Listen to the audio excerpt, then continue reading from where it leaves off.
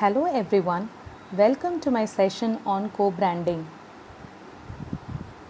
Co-branding is the practice of using multiple brand names together on a single product or service. It is actually a marketing strategy that involves strategic alliance of multiple brand names jointly used on a single product or service. It is an effective way to build business, boost awareness, and venture into new markets. Partnership works well when both the partners follow a win win strategy.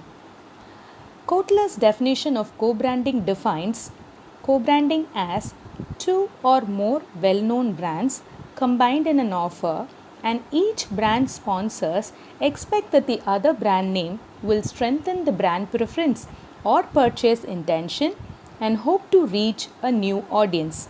From this definition, we can infer that it is two or more well-known brands combined together as an offer which is actually trying to satisfy consumer needs or a new set of consumers and influence them to purchase the product. It is also called as brand bundling or brand alliances. Here are the examples of few companies which has done successful co-branding.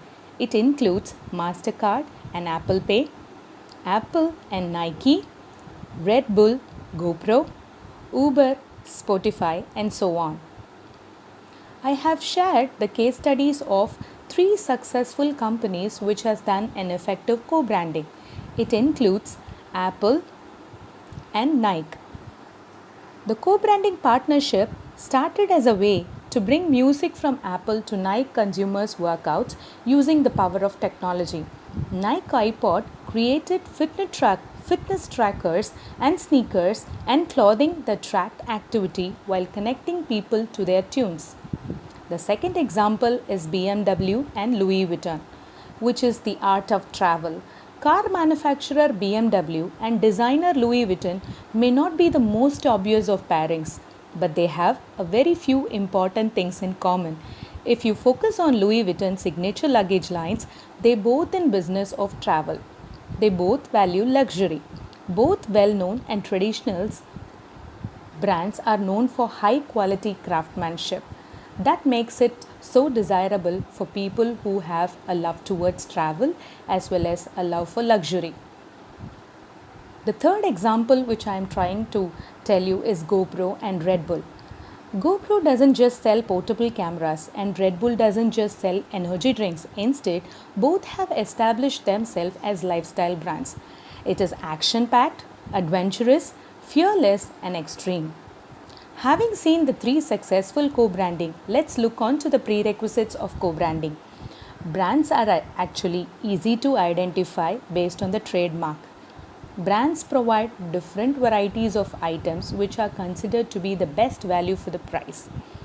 Demand for both brands on a regional, national, or international level is very nice. There is a symbiotic relationship between the two brands. They are compatible with each other, and both the brands should have identical personality characteristics, which may be the success factor for them to reach the target group. Brands should be aligned vertically and not horizontally. Looking on to the different types of co-branding, we have 3 major categories of branding: ingredient branding, cooperative branding, and complementary branding. Let me share the various examples pertaining to each of these types. The first being the ingredient branding. In this form, a basic ingredient of the product is mentioned next to the actual product name. The advantages are that both the brands can benefit from the symbiotic efforts of combining 2 brands. For example, Intel Inside. Many desktop manufacturers use the Intel Inside mark along with their brand names to benefit from the image of Intel chips. None of these companies can individually make a dent in the market. Hence, this is a successful ingredient branding which corporations are adopting. The second thing is the cooperative branding. It is actually the joint venture of 2 or more brands to form new product or service where both the brands are well established in the respective segments. Each helps the other in improving the awareness of the other brand. A very good example of this is Apple Pay and MasterCard. When Apple released the Apple Pay app, the brand effectively changed how people perform transactions. This app allowed people to store their credit card or debit card data on their phone so that they can use them without physically having the card with them. But for the app to succeed, it needs credit card company to integrate with this technology. Credit card companies also face more competition themselves if they aren't compatible with the latest consumer purchasing tool. To get out of this competition, became the first credit card company to allow its users to store their credit and debit card on Apple Pay. In fact, MasterCard not only showed support of the major consumer technology developer in this partnership. Now, moving on to the third type, which is the complementary branding. This involves the marketing of two brands together to encourage co consumptions or co purchases, such as a bottle of Coke with McDonald's burgers. Similarly, you also have a complementary branding case study, which is the case of Uber and Spotify. As you all know, Spotify is a music streaming app partnered with ride hailing app Uber to create a soundtrack for your ride. The great example of co-branding partnership between two different services with very similar goals to earn more users. When riders are awaiting for an Uber ride, they are prompted to connect with Spotify and become the DJ of their own trip. This made the users that they can choose from their own playlist to enjoy their ride and, of course, listen to the favorite songs of theirs. The smart co-branding partnership helps fans of Uber and Spotify alike enjoy better experiences. Now, moving on to the factors to be considered in co-branding, there are 5 major factors which is influencing co-branding. The first being partner choice. When I speak about the partner choice, the choice of partners becomes the critical issue. The component manufacturer should necessarily consider the strategic implications and the long-term effects of such interaction. The final product manufacturer would look out for price premiums, profits, market expansion, etc. from the alliance. When both of them have the same choice, then it's fine. If both of them have a contradicting choice, then it may affect the co-branding. Hence, proper care should be taken before venturing into a business. The second being the product pricing. Pricing of the product is another major decision that has to be made, and it is quite tricky. Companies claim price bundling or price premium. Evaluation has to be made to identify the ideal price level where the consumer actually derives value to the addition of the branded component. Before this, a study has to be made on whether the payoff of the consumer is high enough to justify a price premium with a branded component. The third being promotion. Deciding the promotion mix and the ratio of exposure and spending by both the brand is the next level of decision that has to be made. Companies have to decide who is planning to do the promotion. In many cases, strong branded companies go in for carrying out all the promotional expenditures, whereas the others stay idle, or they may involve themselves partially.